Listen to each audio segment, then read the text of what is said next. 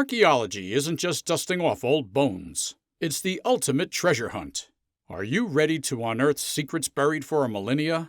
To hold your breath as we reveal treasures that could rewrite history? Welcome to exciting archaeology news, where the past isn't dead.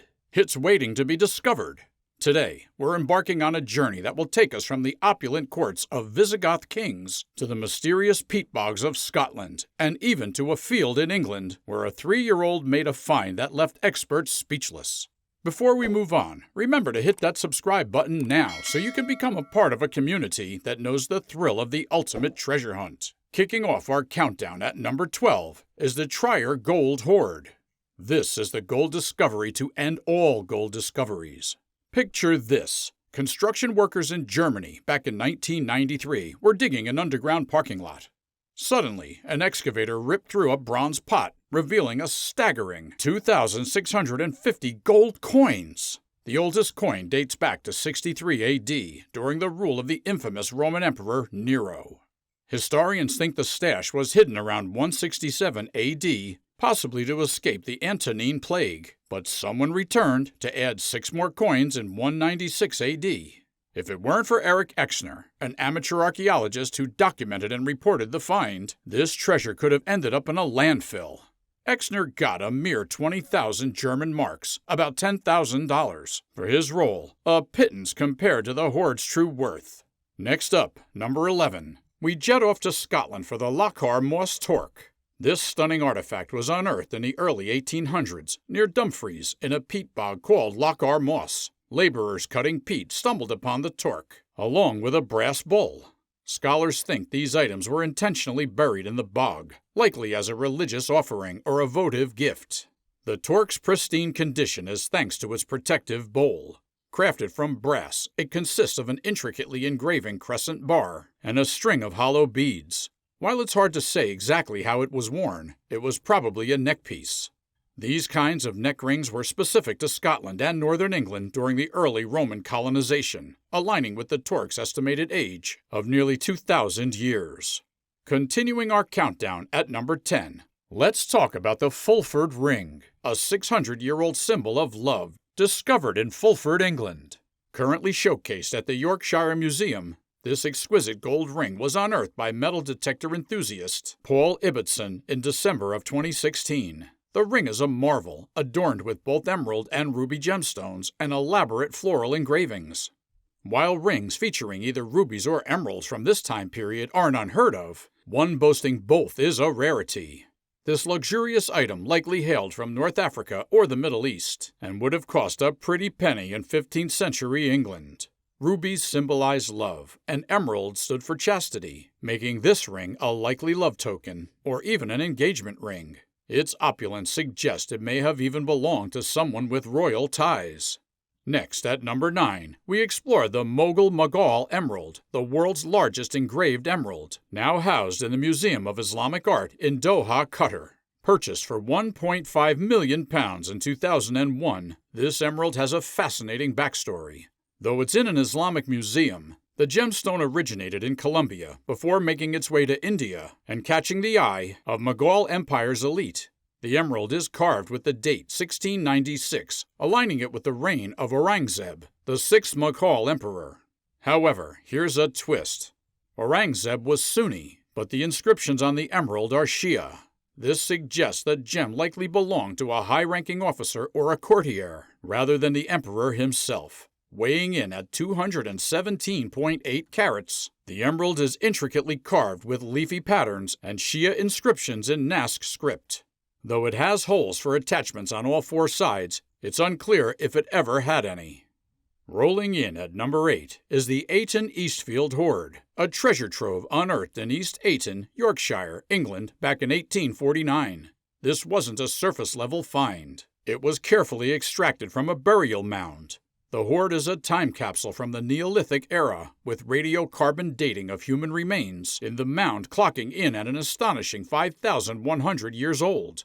The standout pieces? 3 flint axes. But that's not all. There's also a flint axle, a quintet of arrowheads, a duo of flint flakes, an antler mace head, 2 boar's tusk knives, and a finely honed flint knife. Historians are puzzled by the abundance of tools buried with a single individual, especially since tools were valuable commodities. One theory suggests that the person interred was a master craftsman, and no one else was considered worthy to inherit his toolkit. Then, at number 7, we have the puzzling Theus Ring. Found in the heart of Athens, Greece, during 1950s construction work, this gold signet ring is shrouded in legend. Some say it belonged to Theseus, the mythical founder of Athens. While there's no concrete proof to back this claim, the ring itself is a genuine artifact from the Mycenaean era, around 3,500 years old. Its condition is astonishingly perfect, featuring a vivid bull-leaping scene etched onto its surface. So pristine, in fact, that until tests confirmed its age in 2006, many experts suspected it was a forgery. The ring's name ties back to a myth where Theseus dives to the ocean floor to retrieve a ring tossed by Minos, thereby proving his divine prowess. While the tale is clearly a fabrication, after all, humans can't plunge ocean depths without special gear, it adds a layer of intrigue to this already captivating artifact. Hold on to your hats, because coming in at number 6 is the mesmerizing Centric Collar. Unearthed near Sintra, Portugal, in 1878, this golden neckpiece is a relic from the Bronze Age, dating back 2,800 to 3,000 years. Comprising 3 robust bars that taper and fuse at the ends, this collar is a marvel of ancient craftsmanship. What's even more remarkable is its original ribbed link plate, still intact despite its fragile connection to the main structure. The collar's front segments are adorned with meticulously engraved geometric motifs, segmented into panels, and framed by a triangular pattern known as the dogtooth's design. While similar patterns grace other torques from the same period in southern Spain, the Centric Collar stands out for its sophisticated design and unique catch plate. Initially discovered by laborers excavating a ditch in a quarry, this extraordinary artifact now resides in the British Museum in London, having been purchased from the quarry's landowner in 1900. Shifting gears to number 5, the 3 Brethren. This enigmatic piece of jewelry is a lost treasure.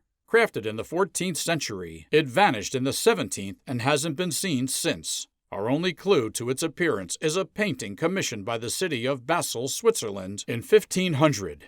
The 3 Brethren features 3 red spinels encircling a central diamond and was once the crown jewel, literally, of European nobility. Initially commissioned by Duke John the Fearless of Burgundy, it eventually became part of the Burgundian crown jewels. Later, it passed into the hands of Jacob Fugard, a German banker, and then to King Edward VI of England, where it adorned the English crown jewels. Both Queen Elizabeth I and King James I wore it. The last attempt to sell it was by Henrietta Maria, wife of Charles I, likely to fund the English Civil War. After that, it vanished without a trace, last seen in 1645. Fasten your seatbelts because we're zooming to number 4, the Treasure of Guzar. Discovered in a Spanish orchard in Toledo back in 1858, this treasure trove is a time capsule from the 7th century. Comprising golden crowns, crosses, and other dazzling artifacts. These were gifts from Visigoth kings to the Roman Catholic Church. Imagine the wealth it took to assemble such a collection. The Visigoths weren't just showing off. They were making a grand statement about their devotion to the church. The crown jewel, literally, is King Resiswint's crown, adorned with sapphires from Sri Lanka.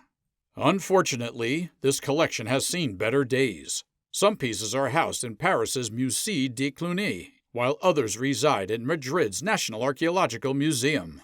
To add insult to injury, several items were stolen in 1921 and 1936 and remain missing. If they're ever found, they'll be archaeological sensations in their own right. And now, let's pivot to number 3, the Torro de Cordoba. This fascinating find was unearthed in the outskirts of Cordoba, Spain, in 1915 and offers a glimpse into the Iron Age. Thought to have been concealed for safekeeping around 100 BC, the original owners mysteriously never reclaimed it. Though Cordoba was under Roman dominion at the time, the artifacts exude a palpable Celtic aura.